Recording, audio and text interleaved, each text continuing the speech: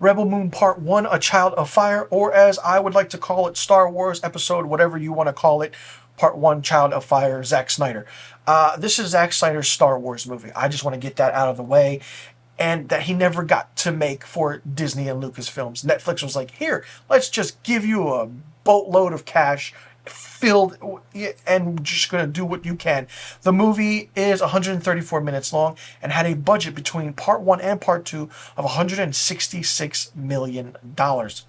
Like, Netflix is just giving stuff away. Now, this film is set in a fictional galaxy ruled by the Mother World, whose military, the Imperium, kind of threatens a farming colony on the moon of Velt. And Cora, a former Imperium soldier, ventures on a quest to recruit warriors from across the galaxy to stand against the Imperium before they return to Velt.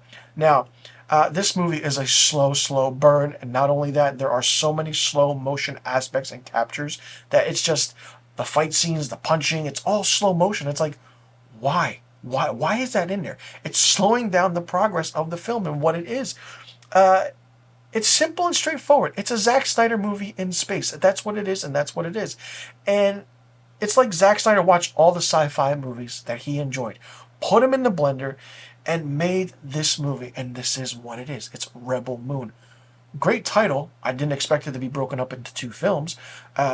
I mean, what else could be a possibility for that? There's so many A-list stars in this that you're just like, wow, holy crap, I didn't expect them to show up. There are foreign actors in this that also you've seen in other aspects of film. But the one that stands out to me is I did enjoy Sofia Boutella in this movie because she was a badass and in your face. She's just kicking the shit out of everybody, but then the next scene it slows down. Why?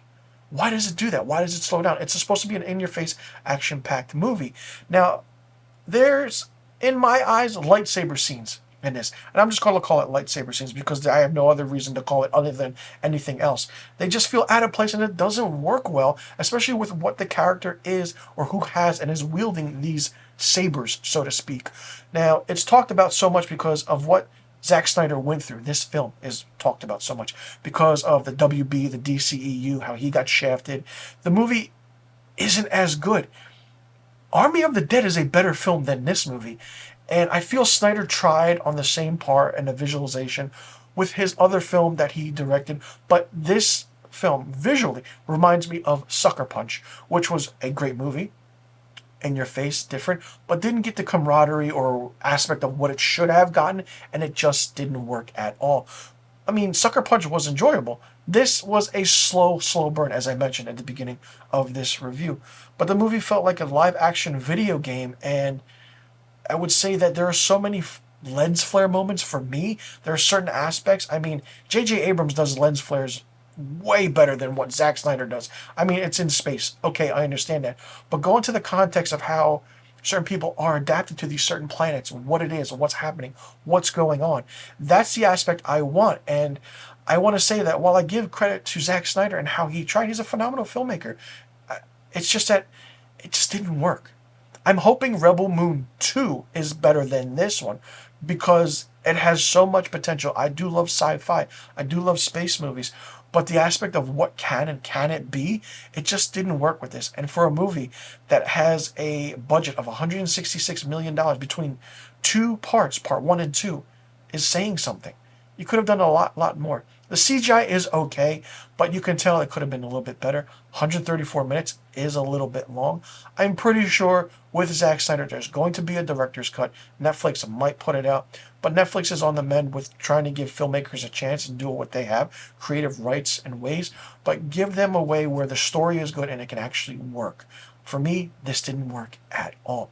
Rebel Moon Part 1, A Child of Fire, or Child of Fire, gets 2 out of 5 stars. Let me know in the comment section below what you thought about Rebel Moon Part 1, Child of Fire. Did you like it? Did you not like it? What did you think of it? What did you think about the aspect of the story, the sci-fi feel, the look? Did it remind you of any other sci-fi movie that has been made in the past 100 years or close to 80 years? Do you think that this is Zack Snyder's new genre? What is your favorite Zack Snyder movie? And are you excited for part 2 of Rebel Moon? And do you think it'll be a better movie? Let me know in the comment section below about all the questions I just asked. And also let me know what rating you would give Rebel Moon Part 1. And be sure you click that subscribe button and hit that notification bell for new review videos on my channel. I'm Mr. Filmstock, and thank you so much for tuning in.